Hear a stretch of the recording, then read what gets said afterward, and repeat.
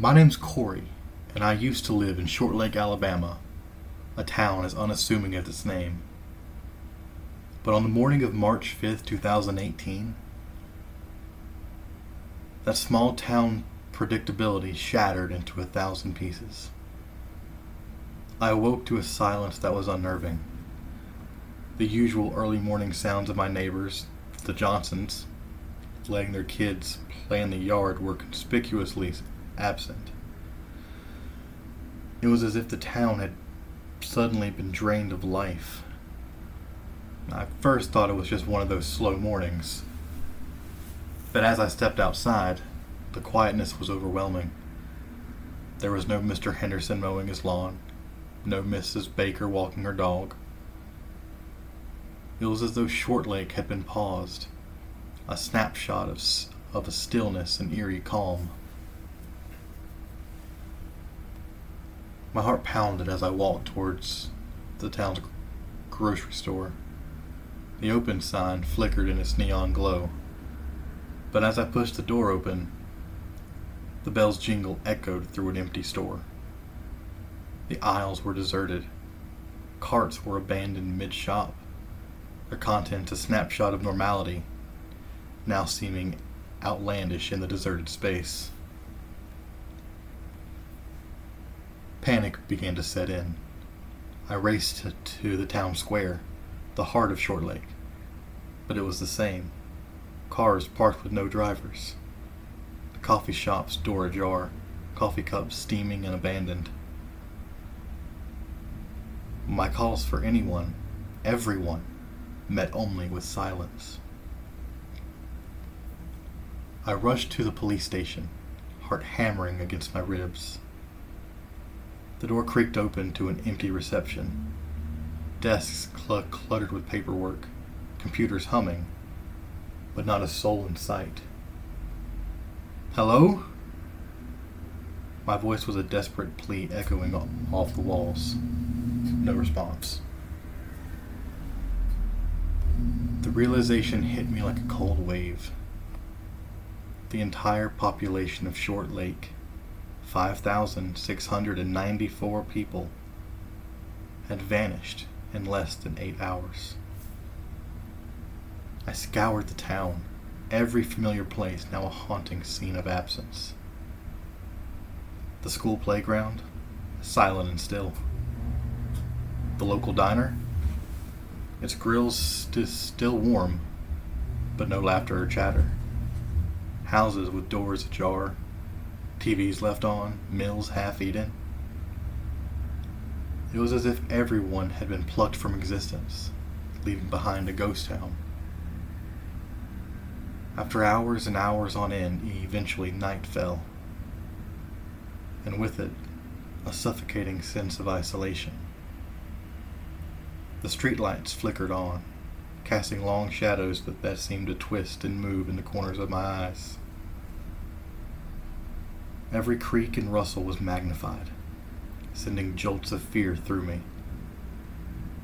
I couldn't shake the feeling of being watched, hunted by an unseen entity. I found myself drawn to the town's edge, to the old abandoned warehouse that loomed like a forgotten relic. Graffiti marred its walls, windows shattered. But tonight it seemed different. A pull, an inexplicable draw led me to its gaping entrance. Inside, the air was thick with dust and decay. My flashlight beam cut through the darkness, revealing remnants of a past long gone. And then I saw it, a strange, intricate symbol etched into the floor. It seemed to pulse under my light, a sinister glow that sent shivers down my spine. That's when I heard it, a faint whisper, words lost in the wind, but unmistakably human. I spun around, the light flailing wildly, but there was nothing. Only the oppressive darkness and the feeling of eyes upon me. I stumbled back into the night, the warehouse looming behind me like a malevolent sentinel. The moon was a sliver in the sky, casting a pale, cold light over the deserted streets of Short Lake. I broke into a sprint, each footstep echoing in the abandoned town. The feeling of being chased, of some unspeakable horror nipping at my heels, was overwhelming. I didn't dare look back, fear propelling me forward. I found myself at the town library, its doors wide open. Inside, the shelves loomed, books untouched. My flashlight fell upon a book left on a table. The pages were filled with ancient texts and drawings of symbols, eerily similar to the one in the warehouse. Words like ritual, summoning, and vanishing leaped out at me, a story of an old legend whispered in hushed tones in Short Lake. The pieces began to fall into place, a horrifying picture forming. Had someone in Short Lake dabbled in something they shouldn't have? Had they unleashed something upon the town? The library's silence was suddenly broken by a sound. Footsteps. Not my own, but slow, deliberate. I hid. My breath shallow, as a shadow passed by the aisle. It was tall, its form distorted, almost flickering in and out of existence. I held my breath, praying for it to pass.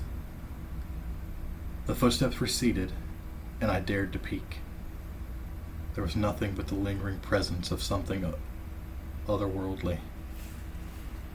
I knew then that I couldn't stay in Short Lake. Whatever had happened, the town was no longer the place I knew.